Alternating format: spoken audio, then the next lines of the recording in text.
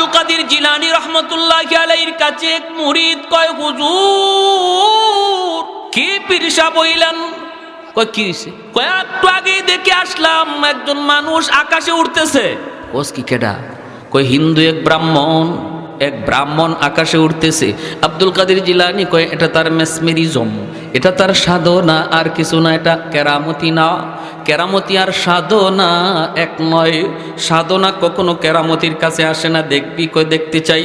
আব্দুল কাদের জিলানী জুতা ছাইরা দিছেন আর জুতারে বলতেছেন তুই আকাশে উড়বি, উইরা ওই ভণ্ডরে ফিটায়া ফিটায়া জমিনে লামাইবি। কি ভাই, জুতা ছাড়ছেন বলে ওই দেখো কেরামতির পাওয়ার আর বন্ডামির পাওয়ার একটু দেখো। বন্ড আকাশে উড়ে আর আব্দুল কাদের জিলানীর জুতায় যায় ফিটাইতে ফিটাইতে জমিনে লামায়। এজন্য অবাক কিছু দেখলে, অবাক কিছু শুনলেই কারোর প্রতি দুর্বল হওয়া যাবে না। আগে বুঝতে হবে সে খাঁটি না ভণ্ড। কেমনে বুঝবো? কয় আলেমের কাছ থেকে জানবো। কার কাছ থেকে জানবো? নিজে নিজে না, আলেমের কাছ থেকে, উলামায়ে কেরামের কাছ থেকে। আলাইকুম বিমুজালাসাতিল উলামা ওয়া ইস্তিমাই কালামিল হুকামা فإن الله تعالى يحيي القلب الميت بنور الحكمة كما يحيي الأرض الميتة بوابل المطر। নবী বলেন শেষ জামানায় ইমানের ডাকাত বহুরূপী ইমানের ডাকাত তোমার পিছনে পিছনে ঘুরবে। তোমার লেবাস পরে পরে ইমানের ডাকাত তোমার পিছনে ঘুরবে। তোমার আত্মীয় সেজে ইমানের ডাকাত তোমার পিছনে ঘুরবে। কারণ একজন মুমিনের সবচেয়ে বড় দৌলত হলো দৌলতে ইমান। ওই দৌলতে ইমান যদি তোমার বাঁচাইতে হয়, নবী বলেন একা একা হাঁটবা না, নিজেরে পণ্ডিত মনে করবা না। আমার কাছে বাংলা কোরআন শরীফ আছে, আমার কাছে বাংলা হাদিস আছে, আমি কেন ইমাম সাহেবের কাছে যাব, আমি কেন হুজুরের কাছে যাব, এমনটা মনে করে একা একা হাঁটবা না, নিজেরে পণ্ডিত মনে করবা না। নবী বলেন যদি তুমি একা একা হাঁটো, নিজে নিজেই বুঝো, তাহলে ওই ইমানের ডাকাত অল্পতেই তোমাকে পথভ্রষ্ট বানাবে, ছুবল দিবে, ছুবল। আর যখনই দেখবে তোমার সম্পর্ক ইমাম সাহেবের সাথে, সম্পর্ক এলাকার আলিম উলামার সাথে, সম্পর্ক মাদ্রাসার সাথে, সম্পর্ক মুফতি মুহাদ্দিস সাহেবের সাথে, তখনই ডাকাত মনে মনে ভাববে না না ওর কাছে যাওয়া যাবে না, যায় কোনো লাভ হবে না। আমি যা বলবো সাথে সাথে হুজুরকে বলে দিবে, আর হুজুর সাথে সাথে তারে আরেক ফানি ফরা দিয়া দিব। ঠিক না? আমার ফানি ভরা এখানে চলবে না, তখনই আর পারবে না। দেখবেন আমাদের সমাজে যারাই ভিন্ন ভিন্ন মত লইয়া হাজির হয়, ভিন্ন ভিন্ন মত লইয়া, ভিন্ন ভিন্ন নামাজ লইয়া, ভিন্ন ভিন্ন জুম্মা লইয়া, ভিন্ন ভিন্ন জানাজা লইয়া হাজির হয়, এদেরকে যদি খালি আপনি বলেন ভাই আমি এত কিছু বুঝি না, চলো মুফতি সাহেবের কাছে যাই, তখনই কি বলবে শুনবেন? তখনই কব আমার পেটে তো একটা মুসর মারছে, বাথরুম থেকে আসি। কইব আমার একটু সমস্যা আছে, একটু আসি। যেই খালি আপনি বলবেন হুজুরের কাছে চলেন, হাফিজ সাহেবের কাছে চলেন, শাইখুল হাদিস সাহেবের কাছে চলেন, মুফতি সাহেবের কাছে চলেন, তখনই তারে দেখবেন হে জিন হয়ে গেছে, আর তারে খুঁজে পাওয়া যায় না। আর যখনই দেখবো আপনি একা, মাশাআল্লাহ কম বুঝেন না, তখনই সে আপনারে সুযোগ নিবে। একটু জবান খুলে জিকির করি, এরপরে সামনের দিকে আগাবো। জরুরি একটা বয়ান আমার সামনে রয়েছে, মনোযোগ কার কার আছে একটু হাত উঠে আল্লাহকে দেখান। আল্লাহ প্রতিটা হাতকে তুমি কবুল করো। লা ইলাহা ইল্লাল্লাহ, লা ইলাহা ইল্লাল্লাহ, লা ইলাহা ইল্লাল্লাহ, লা ইলাহা ইল্লাল্লাহ, জোরে লা ইলাহা ইল্লাল্লাহ, লা ইলাহা ইল্লাল্লাহ,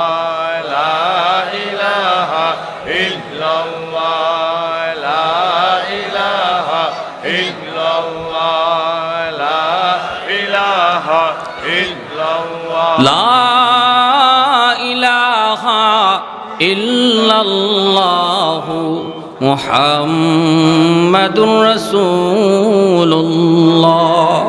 একটু জোরে সুরে বলি সাল্লাল্লাহু আলাইহি ওয়াসাল্লাম। আল্লাহ পাক বলেন বন্ধু আপনি জানায় দিন যারা আমি আল্লাহকে পেতে চায় তারা যেন আপনার অনুসরণ করে, আপনার তাবেদারি করে। যদি ওরা আপনার অনুসরণ করেই জীবনটারে চালায়, তখন আমাকে তালাশ করে বের করা লাগবে না, বরং আমি আল্লাহ তারে তালাশ করে বের করে নিব। প্রসঙ্গ চলছে মহব্বতের। আল্লাহ কথা বলছেন ইত্তেবার। ভালো করে শুনবেন, উলামায়ে কেরাম যারা আছেন তারা বুঝতেছেন, আপনারাও একটু বুঝবেন। কথাটা হলো, বন্ধু তুমি বলে দাও তারা যদি আমি আল্লাহকে ভালোবাসতে চায়, তারা যেন তুমি নবীকে ভালোবাসে। কথাটা এমন হওয়ার কথা ছিল, কিন্তু আল্লাহ পাক এমন বলেন নাই। আল্লাহ বলছেন তারা যেন তোমার অনুসরণ করি, তোমার তাবেদারি করে। কেন এই মহব্বতের প্রসঙ্গ আল্লাহ বাদ দিয়া ইত্তেবায় নিয়ে গেলেন? মুফাসসিরিনে কেরাম তাফসীরের কিতাবের ভিতরে লিখেন, আল্লাহ পাক এই কথা বইলা আমাদেরকে বাঁচাইছেন। যদি আল্লাহ বলতেন আমি আল্লাহকে যদি ভালোবাসতে চাও, আমার বন্ধুকে তোমরা ভালোবাসো, তাহলে আমাদের কোনো উপায় ছিল না, কারণ নবীকে ভালোবাসার মতো কোনো যোগ্যতাই আমাদের নাই। আল্লাহ যেন বুঝাইতে চাইলেন না বন্ধু না, ভালোবাসা আমার বান্দাবান্দির কাম নয়। ওদেরকে বলো তারা যেন তোমার অনুসরণ করে। তোমাকে ভালো যা বাসবো তো আমি আল্লাহ, কারণ তোমাকে ভালোবাসার যোগ্যতা আমি আমার বান্দাবান্দিকে দেই নাই। ভালোবাসা পুরাটা রাখছি আমি আল্লাহ আমার কুদরতি কলিজা। সুবহানাল্লাহ, আর একটু জোরে বলেন না। মহব্বত করবে নবীকে কে? আল্লাহ বলেন ভালোবাসবো তো আমি আল্লাহ ভালোবাসবো শুধু আমি আল্লাহ, কারণ আমার কাছে ভালোবাসা আছে।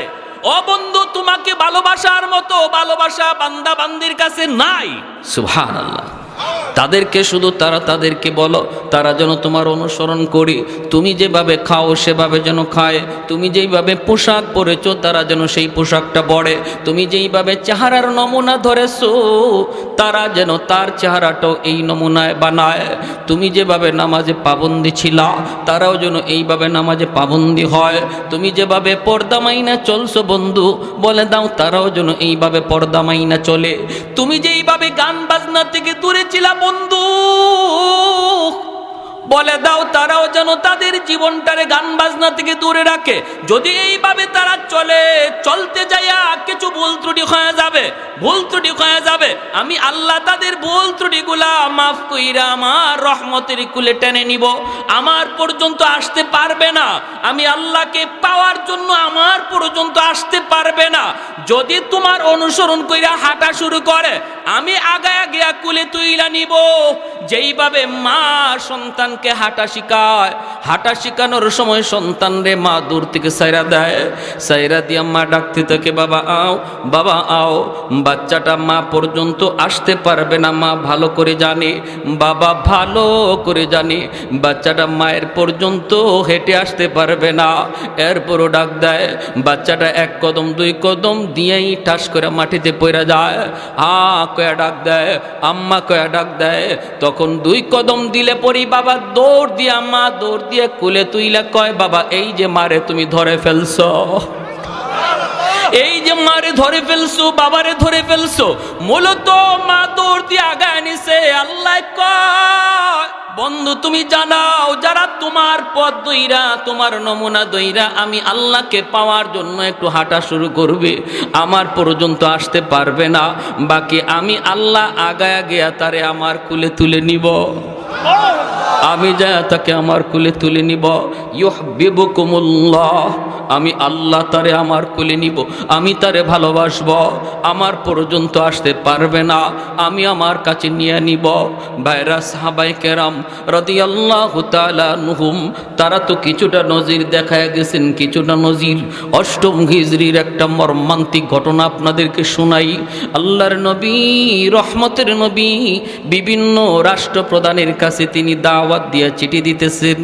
এইভাবে নবী রোম সম্রাটের কাছেও চিঠি লিখলেন, কিন্তু হারিস ইবনে উমাইর রাদিয়াল্লাহু তাআলা আনহু, ওনাকে ওই রোমের সম্রাটের লোকেরা ওনাকে গ্রেপ্তার করে সম্রাটের দরবারে নিয়ে ওনাকে হত্যা করল।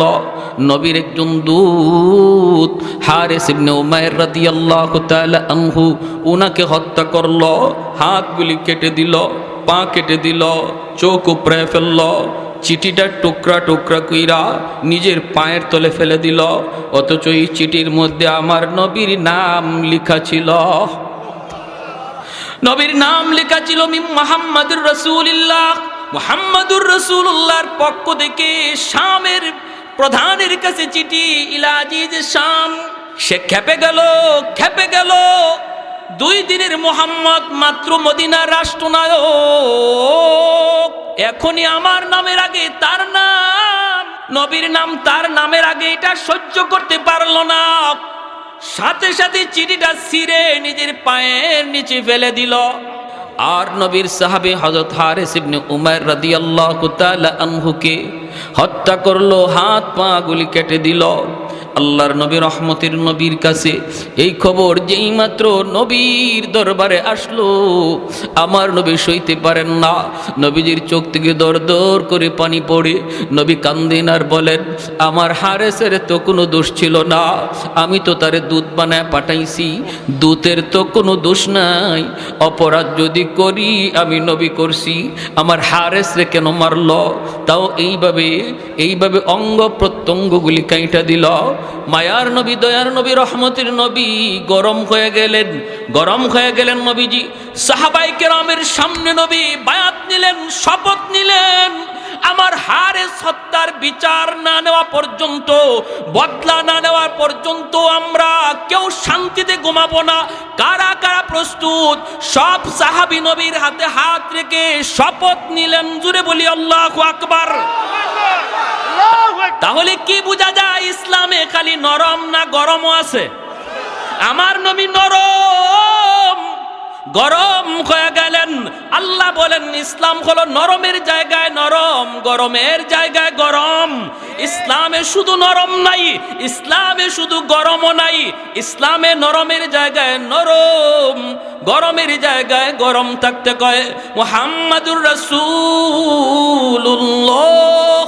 والذين معه أشداء على الكفار رحماء بينهم أشداء على الكفار বইলা আল্লাহ গরম হওয়ার কথা বলছেন, রুহামাউ বাইনাহুম দ্বারা নরম হওয়ার কথা বলছেন।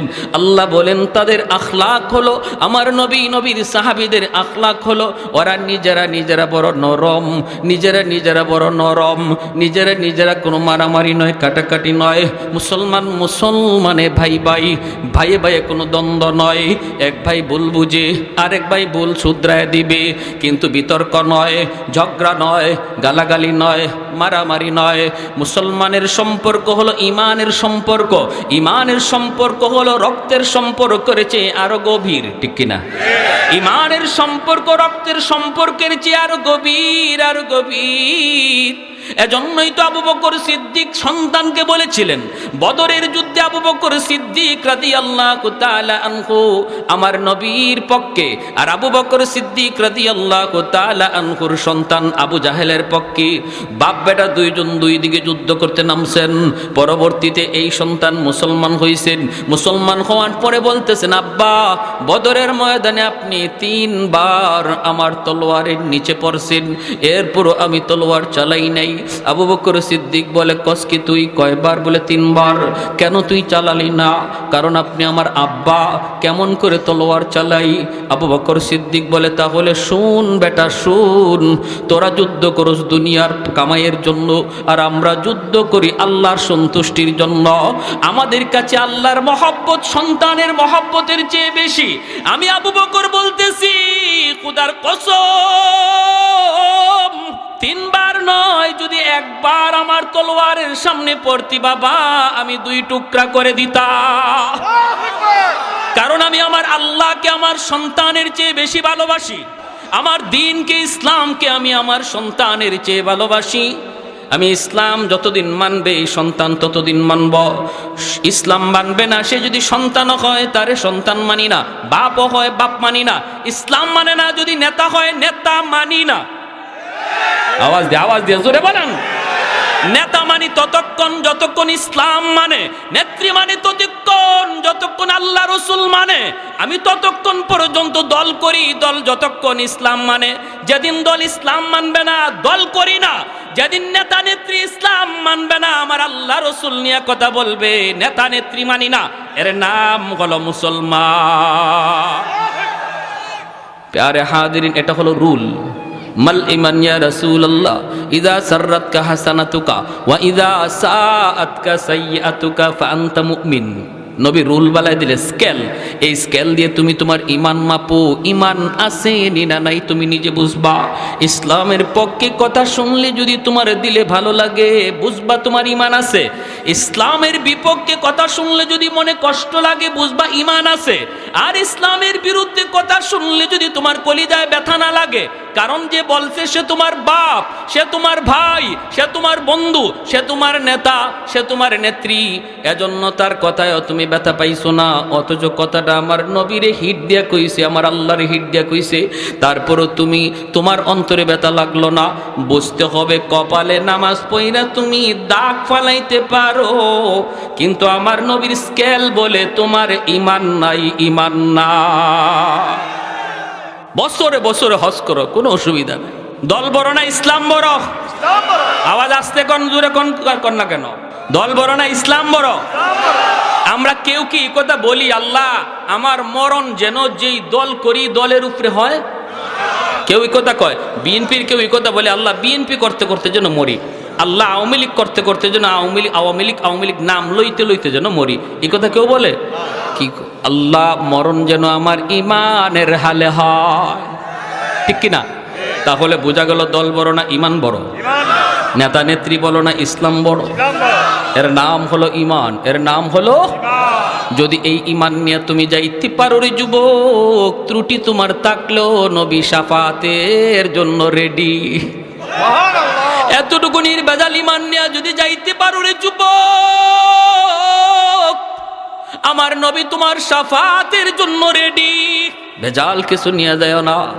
বাইরা বন্ধুরা জন্য বলতেছিলাম, ওই যে হারিস ইবনে উমাইর রাদিয়াল্লাহু তাআলা আনহু, মায়ার নবী খেপে গেলেন। নরম নবী, এত নরম দিলের নবী খেপে গেলেন। নবী খেপে বলতেছেন, সাহাবীরা হাতে হাত রেখে শপথ নাও। সব সাহাবী শপথ নিলেন। আল্লাহ নবী বলতেছেন, শুনেছি ওরা 2 লক্ষ মদিনা আক্রমণের জন্য আসতেছে। আমি 3000 সেনাবাহিনী প্রস্তুত করলাম। 3000-এর মধ্যে নবী বলেন 4 জন সেনাপতির নাম ঘোষণা করব, 3 জনের নাম বলবো, 4র্থ জনের নাম বলবো না। এই 4 জন, যে 3 জনের নাম বলবো, এই 3 জন অবশ্যই যুদ্ধে যাবে, আর বাকিরা মন চাইলে যাইও, না চাইলে আমার বাধা নাই। তবে আমি নবী বলতেছি, আমার আল্লাহ বলেছেন এই যুদ্ধে দুশ্মন 2 লাখ হলেও মুসলমানের বিজয় হবে। ভাইরা বন্ধুরা, আল্লাহ নবী বলেন আজকের যুদ্ধের প্রথম সেনাপতি হবে আমার কলিজার টুকরা সন্তান, নবীজির সন্তান, পালক পুত্র সন্তান যায়েদ ইবনে হারেসা। আমার নবী দয়ার নবীর পালক পুত্র যায়েদ ইবনে হারেসা। নবীজি এই যুদ্ধের সেনাপতি, প্রথম সেনাপতি বানাইলেন। যুদ্ধের নাম হলো জঙ্গে মুতা। ইসলামের ইতিহাসের অনেক বড় এক যুদ্ধ, অনেক বড় এক যুদ্ধ। নবী বলেন, সাহাবীরা রে, আমি তোমাদের সাথে এই যুদ্ধে যেতে পারবো না। আমি মদিনায় থেকে গেলাম, কারণ বিভিন্ন রাষ্ট্রপ্রধানের কাছে চিঠি লিখছি, চিঠি লিখতে হবে, উত্তর আসবে, উত্তর দিতে হবে। আমি তোমাদের সাথে এই যুদ্ধে যেতে পারলাম না।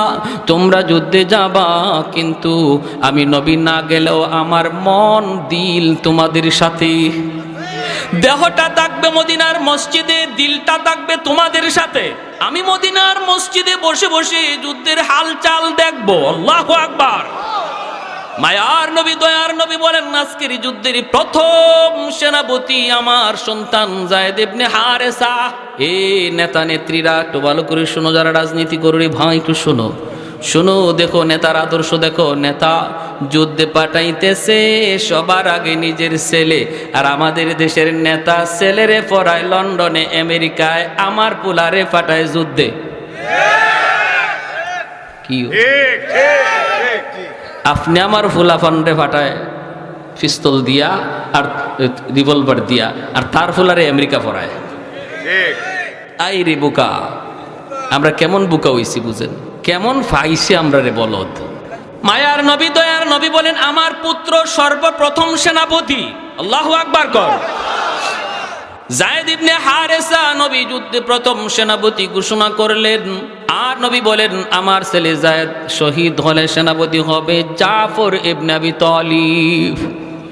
নবী বলেন, জাফর শহীদ হলে সেনাপতি হবে আব্দুল্লাহ ইবনে রাওয়াহা। নবী বলেন, সেনাপতি হবে আব্দুল্লাহ ইবনে রাওয়াহা। তিনজন সেনাপতির নাম বললেন। এরপরে নবী বলেন, আব্দুল্লাহ শহীদ হলে সেনাপতি হবে চতুর্থ একজন। তোমাদের পরামর্শে আমি তার নাম বললাম না, কিন্তু তার হাতেই বিজয় আসবে। আল্লাহু আকবার। সে হবে আল্লাহর তলোয়ার, আল্লাহর তলোয়ার। নবী বলেন, সে হবে মালিকের তলোয়ার। নাম উপাধি হলো সাইফুল্লাহ। প্রথম তিনজন সেনাপতির নাম নবী ঘোষণা কইরা নবী শহীদ শব্দ লাগায় দিলেন। প্রথম সেনাপতি যায়েদ ইবনে হারেসা, শহীদ হলে জাফর ইবনে আবি তালিব, শহীদ হলে আব্দুল্লাহ ইবনে রাওয়াহা, শহীদ হলে একজন। তাহলে তিনজন শহীদ, তিনজন প্রথম সেনাপতি, তিনজন প্রথম কাতারের সেনাপতির নামের সাথে নবী শহীদ শব্দ যোগ কইরা নবী কদার ইঙ্গিত দিয়ে দিলেন, এই তিনজন আজকের যুদ্ধে তারা শহীদ হয়ে যাবে। এমনকি ওই তিনজন তারা নিজেও বুঝে ফেলছেন, নবী আমার পরে যেহেতু আরেকজন সেনাপতির নাম ঘোষণা করেছেন, তাহলে এই যুদ্ধ থেকে আমি জীবিত আইতে পারবো না, এই যুদ্ধে আমি শহীদ হয়ে যাব। আমার পরে নবী আরেকজন সেনাপতির নাম ঘোষণা করেছেন, যার পরে আরেকজন সেনাপতির নাম ঘোষণা করেছেন। তিনি বুঝে গেছেন এই যুদ্ধে তিনি শহীদ হয়ে যাবেন। এরপরে মায়ার নবী, দয়ার নবী বলতেছেন, যাও পরিবারের কাছ থেকে বিদায় নিয়ে আসো। আমার নবী রহমতের নবী, মায়ার নবীও জানেন আজকের যুদ্ধে তার কলিজার টুকরা সন্তান যায়েদ ইবনে হারেসাকেও নবী চিরদিনের জন্য হারাইবে। যায়েদ ইবনে হারেসা কার কাছ থেকে বিদায় নিবে? কেউ তো নাই, মদিনায় কেউ নাই। যায়েদ ইবনে হারেসার মদিনায় আপন বলতে কেউ নাই, আছেন শুধু আমার মায়ার নবী আর একটা ছেলে, যেই ছেলের নাম হলো উসামা। বয়স হলো মাত্র 13 বৎসর। যায়েদ ইবনে হারেসার বাড়ি তো মক্কা মদিনা নয়, বাড়ি তো হলো ইয়ামেন। অতএব তার আত্মীয় স্বজন মক্কা মদিনায় কেউ ছিল না, বাপ মা কেউ মক্কা মদিনায় না। যায়েদ ইবনে হারেসার বয়স যখন 10 বছর, তখন তিনি ইয়ামেনে মার সাথে নানার বাড়িতে যাইতেছেন। ওই অবস্থায় রাস্তায় ডাকাত দলের হাতে তারা হামলার শিকার হলেন। ডাকাতেরা হামলা করে যা ছিল নিয়ে গেল, আর যায়েদ ইবনে হারেসা ছোট্ট বালকটারও তারা কিডন্যাপ করলো। ওনাকে নিয়ে তারা মক্কার উকাজ নামক বাজারে উঠাইল। তখন মানুষ বেচা কেনা হইতো, উকাজ নামক বাজারে উঠাইল, দাম ধরলো, আর ওই দাম অনুপাতে কিনলেন তাকে আম্মাজান খাদিজাতুল কুবরা রাদিয়াল্লাহু তাআলা আনহা। আম্মাজান খাদিজাতুল কুবরা রাদিয়াল্লাহু তাআলা আনহা যায়েদকে কিনে নিয়ে গেলেন। যায়েদ ইবনে হারেসা আম্মাজানের ঘরে গিয়া তিনি এইবার বুঝলেন যে মানুষের মাঝেও মায়া আছে, দয়া আছে, দরদ আছে। এতদিন পর্যন্ত ডাকাতদের হাতে থাকতে তিনি বুঝেন না এই মানুষের দিলে যে মায়া আছে, দরদ আছে। মানুষ দেখলে যায়েদ ভয় পাইতো, ছোট্ট বালক মানুষ দেখলে ভয় পাইতো, মনে করতো মানুষ মানে হিংস্র জানোয়ারের চেয়ে আরো খারাপ। কিন্তু আম্মাজানের ঘরে গিয়ে তিনি শান্তি পাইলেন, মানুষের দরদ মায়া তিনি বুঝলেন। আম্মাজানের সাথে আমার নবীর বিবাহ হলো। এরপরে আম্মাজান যায়েদকে নবীকে হাদিয়া দিয়ে দিলেন। আল্লাহর নবীর কাছে চলে আসলেন যায়েদ ইবনে হারেসা। এখন তো আরো মহামানব দরদি নবীর ঘরে আসলেন, নবীর খেদমত করেন, নবীর গোলাম যায়েদ। আস্তে আস্তে বড় হইতেছেন, নবী মায়া করতেছেন, বড় হইতেছে। এই দিকে ইয়ামেনে তার বাবা তার মা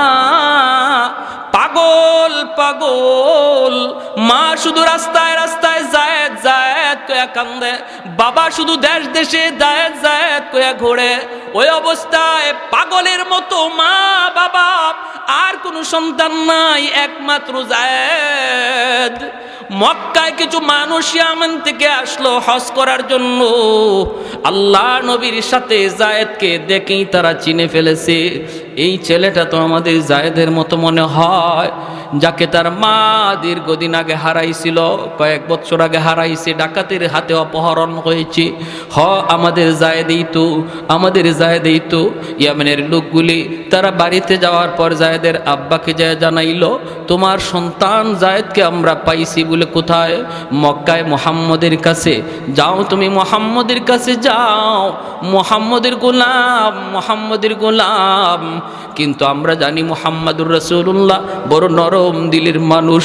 যদি তোমরা যায় বলো আমাদের ছেলেটা ডাকাতের হাতে অপহরণ হয়েছিল, সব কিছু খুলে বলবা, দেখবা মুহাম্মদ তোমাদের সন্তানকে তোমাদের কুলি ফিরাইয়া দিবে। জায়েদের বাবা, জায়েদের চাচাকে লইয়া মক্কায় হাজির। আমার নবী, মায়ার নবী, দয়ার নবীর ঘরে হাজির। আল্লাহ নবীর কাছে আইসা পরিচয় দিলেন, আমরা ইয়ামেন থেকে এসেছি। কেন? কই শুনেছি আপনার কাছে একটা ছেলে আছে, আপনার গোলাম, নাম হলো জায়েদ। মায়ার নবী বলেন, জায়েদ তো আমার গোলাম, তো কি হয়েছে কোন? তখনই জায়েদের বাবার চোখ থেকে টলটলায় পানি পড়ে, কারণ যেই বাবার সন্তান হারাইছে সে জানে সন্তান হারানোর ব্যথা কত কষ্টের। যেই মার সন্তান হারাইছে সেই মা জানে সন্তান হারানোর ব্যথা কত কষ্টের। মরে যাওয়াটা এত কষ্ট নয়, হারায়া যাওয়া যত কষ্ট। মরে যাওয়াটা এত কষ্টের নয়, হারায়া যাওয়া যত কষ্টের। কারণ সর্বদা সর্বক্ষণ মার অন্তরে শুধু জ্বালা, হায় রে আমার ছেলেটা, আমার মেয়েটা এখন কোথায় আছে, কোন জায়গায় আছে, কোন অবস্থা আছে, কি করতেছে। ভাইরা বন্ধুরা, জায়েদের আব্বা যখন হাউমাউ করে কান্দা দিছে আর বলতেছে, নবী গো, জায়েদ আমার সন্তান, একমাত্র সন্তান হারাইছি, ডাকাতের হাতে অপহরণ হয়েছিল। এরপরে মা পাগল, আমি বাবা পাগল, এখন শুধু রাস্তায় রাস্তায় ঘুরি। খবর পাইলাম আপনার কাছে, চলে আসলাম। এই যে অনেকগুলি হাদিয়া আনছি, অনেকগুলা স্বর্ণ মুদ্রা নিয়ে আসছি, আমার সন্তানটারে ফিরাইয়া দেন, মার কোলে সন্তানটারে ফিরাইয়া দিন, লাগে আপনি পয়সা নেন। আল্লাহর নবী তখন বলতেছেন, একটু থামুন, পয়সা লাগবে না, পয়সা লাগবে না। নবী বলেন, আমি নবী এতিম, আমি নবী বাবা পাই নাই, বাবার আদর কেমন আমি নবী তা জানি না, আব্বু ডাকে কত মজা আমি নবী জানি না, অতএব আমাকে পয়সা দেওয়া লাগবে না, আপনি একটু অপেক্ষা করুন। নবী ডাক দিলেন পাশের রুমে, জায়েদ এইদিকে আসো। জায়েদ ইবনে হারেসা তিনি আসলেন। ঘরে ঢুকেই তিনি দেখেন দুইটা মানুষ বসা। চেহারাটার দিকে তাকাইয়েই চিনে ফেললেন, জায়েদ আমার হারানো বাবা। বাবাও চিনে ফেলেছে হারানো সন্তান জায়েদ। দৌড় দিয়া বাবা সন্তানের বুকে জড়ায় ধরে কান্দে। ছেলে বাবাকে ধরে কান্দে, বাবা ছেলেকে জড়ায় ধরে কান্দে।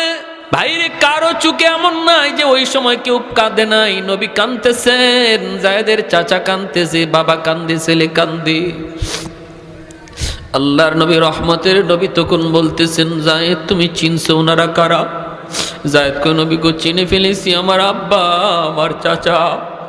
আল্লাহর নবী বলেন, জায়েদ তোমার আব্বু আসছে তোমাকে নিয়ে যাওয়ার জন্য, তোমার মা তোমার জন্য পাগল পারা হয়ে রাস্তায় রাস্তায় ঘুরে, তুমি চলে যাও বাবার সাথে। ও জায়েদ, যদি বাবার সাথে যেতে চাও, মায়ের কাছে ফিরত যাইতে চাও, যেতে পারবা। আর যদি আমি নবীর কাছে থাকতে চাও, আমি তোমাকে দূরে সরায়া দিব না।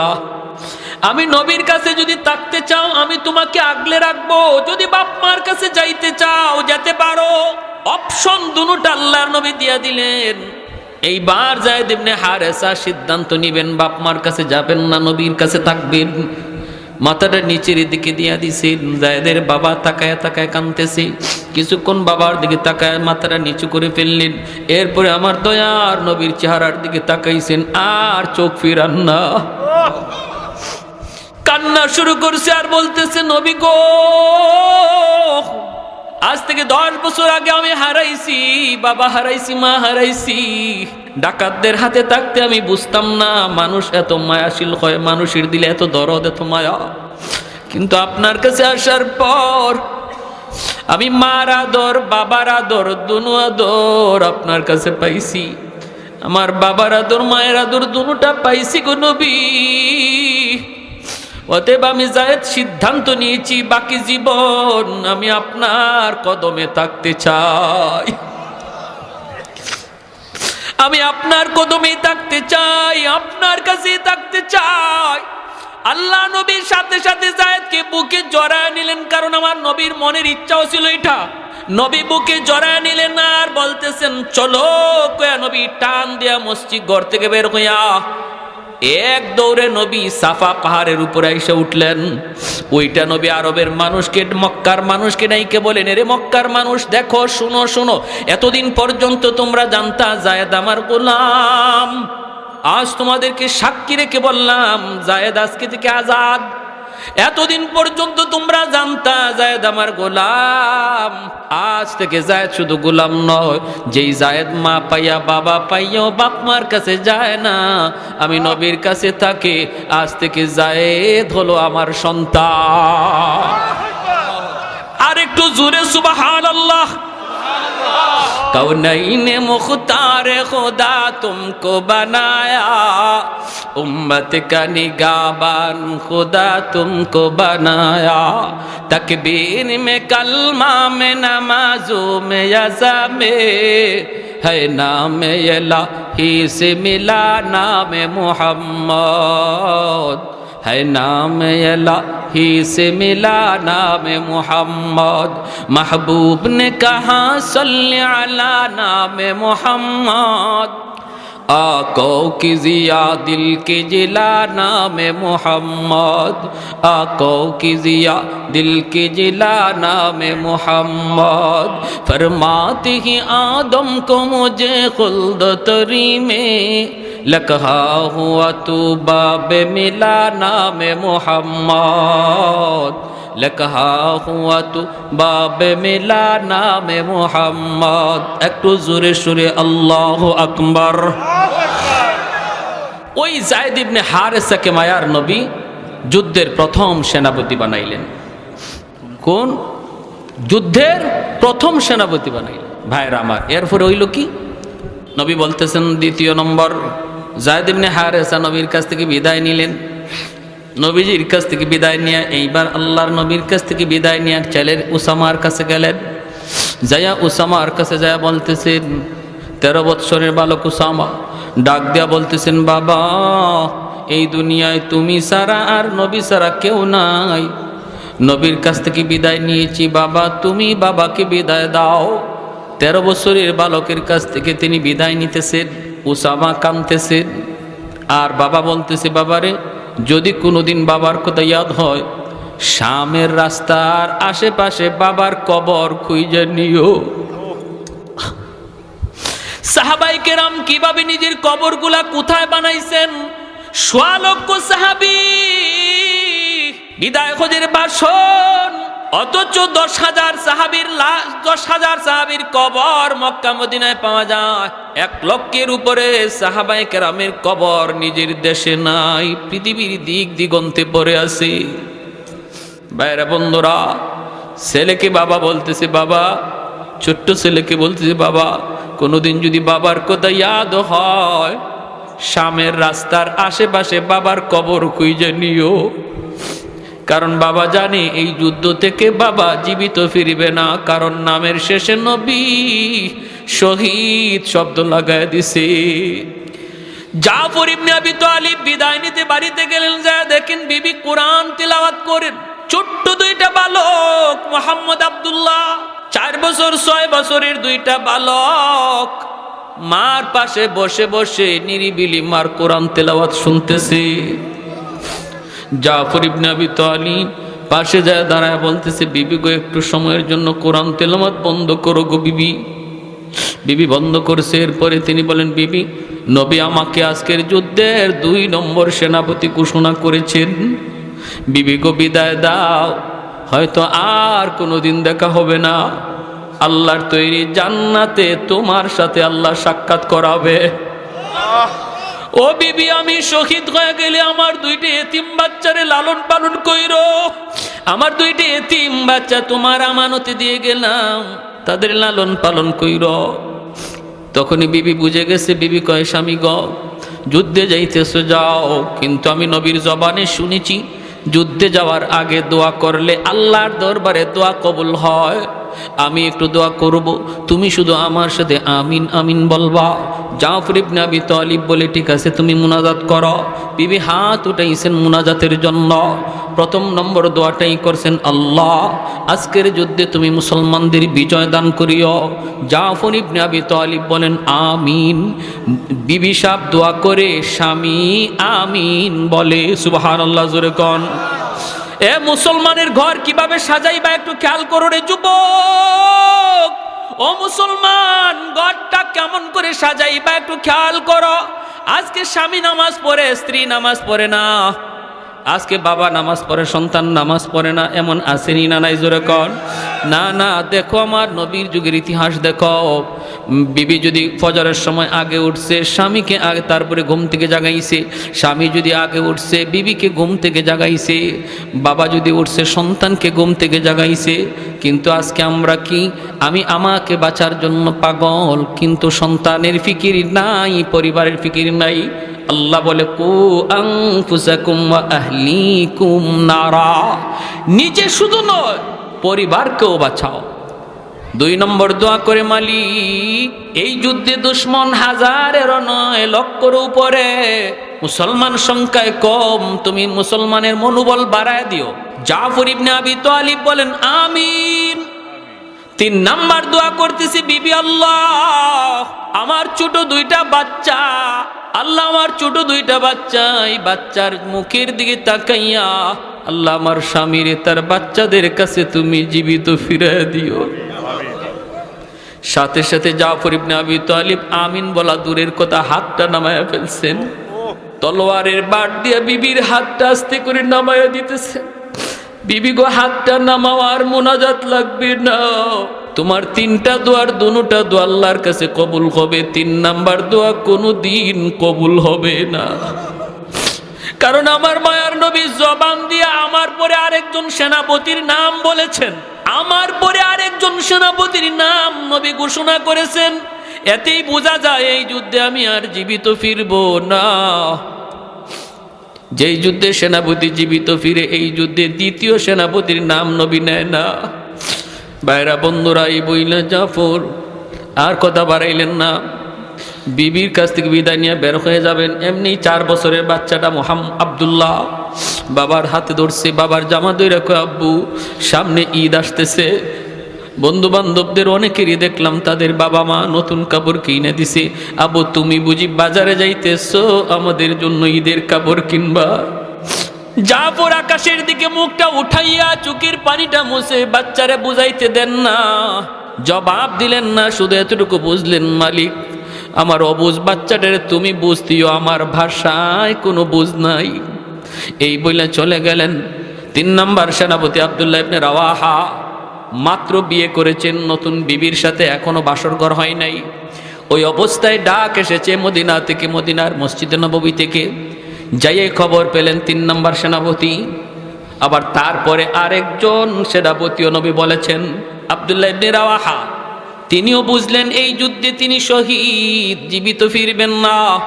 অথচ বিয়ে করেছেন, নতুন বিবির চেহারাটা পর্যন্ত এখনো দেখেন নাই। ঘোড়ার পিঠে সওয়ার এ যুবক, দিলটা নরম করে কিছু কথাগুলি শুনো। আজকে তোমার কারণে আমার কারণে যে ইসলামের ক্ষতি হয়ে যায়, কিয়ামতের ময়দানে এই সাহাবীদের সামনে কেমন করে মুখ দেখাইবা? তাদের সামনে কেমন করে মুখ দেখাইবা? ঘোড়ার পিঠে সওয়ার হইয়া আব্দুল্লাহ ইবনে রাওয়াহা দরজার পাশে যাইয়া ঘরে না ডুইকা আওয়াজ দিতেছেন, বিবি আজকের যুদ্ধে তোমার স্বামী 3 নম্বর সেনাপতি, বিবি গো অনুমতি দাও, যুদ্ধে যাবার অনুমতি দাও। বিবি বলতেছে, স্বামী গো একটা বারের জন্য তুমি শুধু আন্দরের ভিতরে আসো, আমি তোমার চেহারাটা এক নজর দেখব, যেন কিয়ামতের ময়দানে চেহারা দেখা স্বামীকে চিনতে পারি। আব্দুল্লাহ ইবনে রাওয়াহা কয়, না গো বিবি না, আমি ভিতরে ঢুকবো না। দেখেন পর্দা কতটুকু, বিবি তো ওই সময় ঘর থেকে বের হইলেই তিনি দেখতে পারতেন স্বামীরে, কিন্তু পর্দা লঙ্ঘন হবে বিদায় আন্দুরির ভিতর থেকে বের হয় নাই। আমার এই এলাকার মা বোনের একটু দিলটা নরম করে কথাগুলি শোনো, কথাগুলি শুনো। নবীর যুগের মহিলাদের ভিতরে পর্দার কি পরিমাণ গুরুত্ব ছিল। আব্দুল্লাহ ইবনে রাওয়াহা কই, না না, আমি ঘরে ঢুকবো না গো বিবি, তোমার চেহারা যদি আমি দেখি, আমি শুনেছি তুমি মদিনার সবচেয়ে সুন্দরী নারী, আরবের ভিতরে তুমি অনেক সুন্দরী, তোমার চেহারাটা যদি আমি দেখি, যুদ্ধের ময়দানে তোমার মায়াবী চেহারা আমার চোখের সামনে ভেসে উঠতে পারে, যদি চেহারা ভেসে উঠে যুদ্ধ করতে আমার ব্যাঘাত ঘটবে না গো বিবি, আমি দেখতে পারলাম না। কিয়ামতের ময়দানে আল্লাহ তোমার আমার পরিচয় করা দিব, জান্নাতে পরিচয় হবে পরিচয়। এই বইলে তিনি রওনা দিয়ে দিলেন, বাইরা যুদ্ধে চলে গেলেন। তিনজন সেনাপতি, এইদিকে আমার নবী মসজিদে নববীতে, মায়ার নবী তিনি তো মসজিদে নববীতে বসে যুদ্ধের হালচাল দেখতেছেন। টিভির পর্দার মতো আল্লাহ যুদ্ধের চিত্রটা নবীর সামনে তুলে ধরেছেন। জোরে কোন সুবহানাল্লাহ। নবী কান্দেন আর বলেন, আমার যায়েদ ইবনে হারেসা শহীদ হয়ে গেছে, আমার যায়েদ শহীদ হয়ে গেছে। সেনাপতি জাফর ইবনে আবি তালিব, নবী বলেন, আমার জাফর শহীদ হয়ে গেছে। দুশমন তার ডান হাত কেটে ফেলেছে, বাম হাতে পতাকা ধরে রাখছেন, বাম হাতটাও দুশমন কেটে ফেলেছে। এরপরও তিনি পতাকা ফালান না, দুনো হাতের বাজু দিয়ে এইভাবে পতাকা ধরে রাখছেন। 3 নম্বর সেনাপতি আব্দুল্লাহ ইবনে রাওয়াহা তিনি আসছেন, জোর করেন পতাকা তিনি ছাড়েন না, অথচ যান নাই, পতাকা এমন ধরছেন ছাড়েন না। কোন রাওয়ায়াতে আসছে কামড় মাইরা পতাকা ধরে রাখছেন। আব্দুল্লাহ ইবনে রাওয়াহা পতাকা টানতেছেন, কামড় তো ছাড়ে না। এবার তিনি বলতেছেন, জাফর পতাকা অন্য কেউ টানে না, পতাকা টানতেছি আমি আব্দুল্লাহ, যার নাম নবী তোমার পরে সেনাপতি ঘোষণা করছে। বলা মাত্রই কামড়টা ছেড়ে দিয়েছেন, পতাকা হাতে নিছেন, যুদ্ধ করে করে শহীদ হয়ে গেলেন। 4 নম্বর সেনাপতি হলেন খালিদ বিন ওয়ালিদ, যার উপাধি হলো সাইফুল্লাহ। সুবহানাল্লাহ, জোরে বলেন। সেই খালিদ বিন ওয়ালিদের হাতে ইসলামের বিজয় আসলো। কিভাবে আসলো? কম কথা শেষ করে দিব, শুধু একটা আবদার আপনাদের কাছে, এতটুকু ত্যাগ, এতটুকু কোরবানি যে সাহাবায়ে কেরাম দ্বীনের জন্য করছেন, আমাদেরও কিছু কোরবানির যদি সময় আসে, প্রয়োজন পড়ে, কারা কারা প্রস্তুত আছে? আল্লাহ তুমি প্রতিটা হাতকে কবুল করে একটা নারায় লাগান।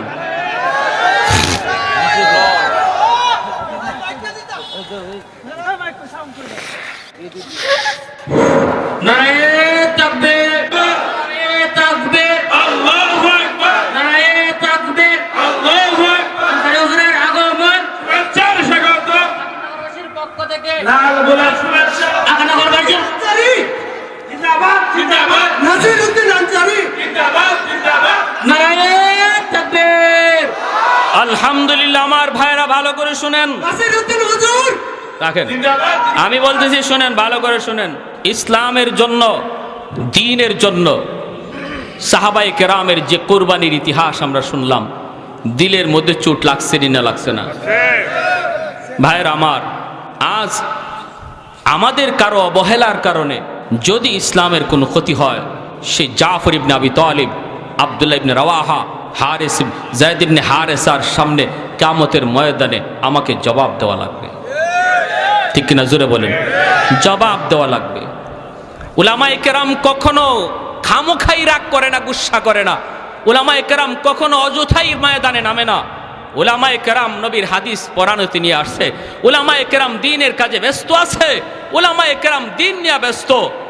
কিন্তু যদি কখনো উলামায়ে কেরাম ময়দানে নামে, বুঝতে হবে এটা সবার ইমানি দায়িত্ব। আরে হাজিরিন, আমরা বলি তোমরা তোমাদের দায়িত্ব চালাও, তোমরা তোমাদের পদে আসো, আমাদের কোনো মাথা ব্যথা নাই। তুমি মেজরগিরি করো, তুমি ডাক্তারি করো, তুমি ইঞ্জিনিয়ারি করো, তোমাদের বিষয় নিয়ে আমাদের কোনো মাথা ব্যথা নাই। কোনো আলেম মেজরের সাথে টক্কর দিতে যায়ও না, কোনো ডাক্তারের সাথে কোনো আলেম ডাক্তারি বিদ্যা নিয়ে তর্কতে যায়ও না, কোনো ইঞ্জিনিয়ারের সাথে কোনো আলেম টক্করে যায়ও না। তুমি কেন আলেমদের সাথে টক্কর দিতে আসো?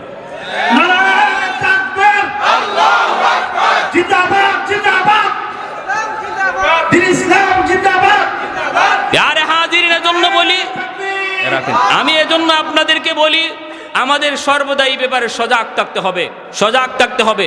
পণ্ডিতি করো, যার যার বিষয় লইয়া পণ্ডিতি করো, আরেকজনের বিষয়ে পণ্ডিতি দেখায়ও না। এটা অনধিকার চর্চা, অনধিকার চর্চা। আর আমরা উলামায়ে কেরাম যারা আছি, আমরা যারা উলামায়ে কেরাম ভক্ত আছি, আপনাদের কাছে আমার অনুরোধ, আমাদের মাঝে দ্বন্দ্ব যেন না থাকে, দূরত্ব যেন না থাকে। সামান্য কিছু ভুল ত্রুটি, সামান্য কিছু বিভেদ, এটাকে বড় আকারে না করি। কারণ আজকে আমাদের ভিতরে, আলেমদের ভিতরে কোনো ওয়ায়েজের বিরুদ্ধে কথা বলতে যায়, যদি আমরা সেটা পাবলিক প্লেসে বলি, তখন নাস্তিকরা সুযোগ পায়, ঠিক কিনা জোরে কোন?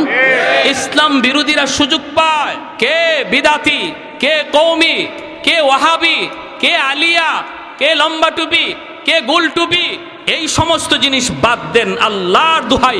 কারণ সমস্ত দুশ্মন এক, আমরা কেন এক হতে পারবো না? আওয়াজ দিয়া বলেন ঠিক কিনা? ছোটখাটো বিষয় নিয়ে আমরা একজনে আরেকজনের মন্দ বলি, আর অন্যদিকে দুশ্মন হাসে, দুশ্মন হাসে। দুশ্মনের হাসি খোরাক বন্ধ করুন, দুশ্মনদের হাসির খোরাক বন্ধ করুন। এখনো সময় আছে, বোঝার চেষ্টা করুন। রুহামা উবাইনাহুম, আল্লাহ বলে নিজেদের ভিতরে রহম করো, নিজেদের ভিতরে দয়া করো, নিজেদের ভিতরে ছাড় দেওয়ার মন মানসিকতা তৈরি করো। না, এক ভাই ভুল বলেছে, সেটাকে শুধরানোর ব্যবস্থা রয়েছে।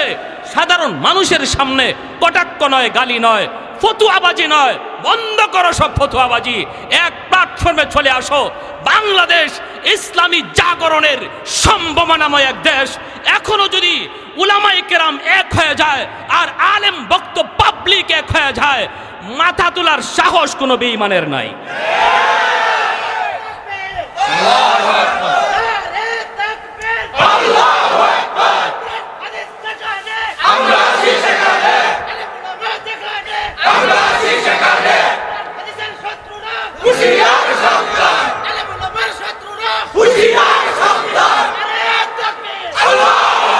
মাশাআল্লাহ, আমার ভাইয়েরা, বন্ধুরা, এই মসজিদের জন্য আমি আপনাদের কাছে একটু কুরবানি, এরপরে ঘটনাটা শেষ করে মোনাজাত দিয়ে দিব ইনশাআল্লাহ। মসজিদের জন্য কিছু চাওয়া হয়েছে, আল্লাহর ঘর, মসজিদের জন্য। আর হবে না এখন, বলেন মসজিদের জন্য কি কি কি কি লাগবে এটা কোন?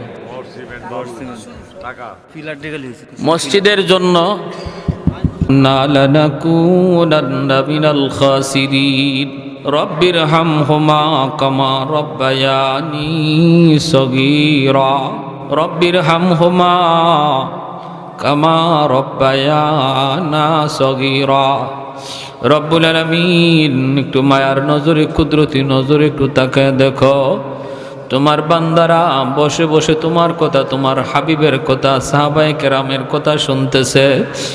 আমলখানা যদি পছন্দনীয় হয়, এর উসিলায় আমাদের জীবনের সব গুনাহ খাতাগুলি মাফ করিয়া দাও।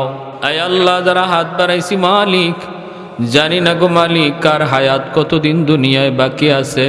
কত যুবক ঘর থেকে বের হয় আর ঘরে ফিরে না, কত বাবা সন্তানের কাছ থেকে হাসি মুখে ঘর থেকে বের হয়ে যায় আর সন্তানের কাছে ফিরে আসে না। ও মালিক, জানি না আমাদের হায়াত কতদিন কিভাবে তুমি রাখছো।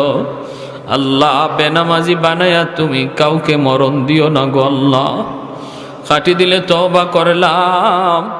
আল্লাহ, আমাদের সবাইকে পাক্কা নামাজি দিনদার বানায়া দাও। এই এলাকার প্রতিটা যুবককে পাক্কা নামাজি দিনদার বানাও। আয় আল্লাহ, ঘরে ঘরে কোরআন তেলাওয়াতের আমল চালু কইরা দাও।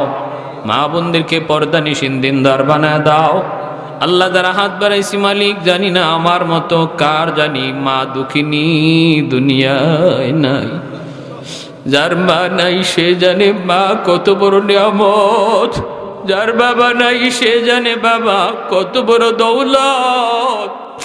যার মা আছে গো মালিক, ঘরে গিয়া আম্মা কইয়া ডাক দেয়, মা দরজা কইলা দেয়। আমার মতো যার মা নাই, আজকে মাসকে মাস, বছরকে বছর মা কইয়া ডাক দিতে পারি না। গভীর রাত মাহফিল শেষ হলে পরে মা ফোন দিত, বাজান এখন কোথায় আছো? আল্লাহ, আর কেউ এইভাবে অপেক্ষা করি না, গভীর রাতে যাও দেখতাম মার রুমের এখনো লাইট জ্বলে।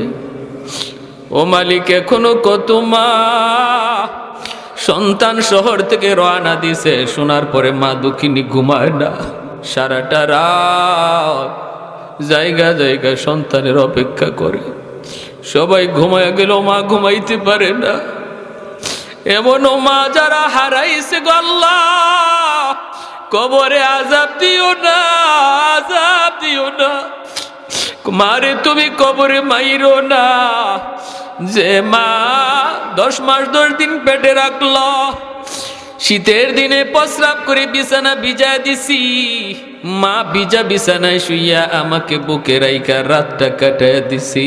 কত রাত মার পেটে তাইকা লাথি মারছি, মা সারা রাত বইয়া বইয়া কান্দে কান্দে কাটাইছে।